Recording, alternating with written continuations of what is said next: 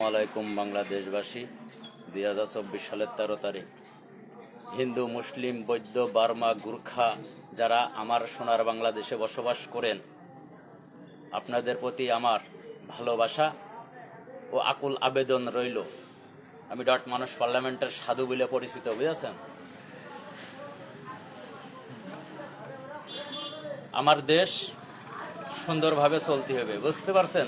এটা মুসলিম কান্ট্রি, দ্বিতীয়বার যুদ্ধ হয়েছে, বুঝতে পারছেন? ভারত এর আগে একবার যুদ্ধ করে আমার কলকাতা দখল করে নিয়েছে। এখন এই যুদ্ধই মনে করেন যে আমার বাংলাদেশ দখল করে নিতে চাইছিল, বুঝতে পারছেন? আর ডিফেন্সে যারা চাকরি করেন, আপনারা নিরীহ মানুষের সাথে বেয়াদবি করবেন না। This is my order. আমি মানুষ পার্লামেন্টের লোক। আমার ঠিকানা দিতে আমার লজ্জা করে, কি জন্য জানেন? এত দেখানো লাগে না। তো আপনাদের কাছে আমি বলছি, বিশ্বের ভিতরে পাকিস্তান হলো 1 নম্বর মুসলিম, দ্বিতীয় হইল বাংলাদেশ, তৃতীয় ভারত, বুঝতে পারছেন? স্বাধীন করে নিয়েছি। আমার দেশে বাংলাদেশে বসবাস করতে হলে সুন্দরভাবে, আর সবাইকে চাকরি দেওয়া হবে, সেনাবাহিনীর পুলিশি লোক নিয়ে হবে না। আসসালামু আলাইকুম।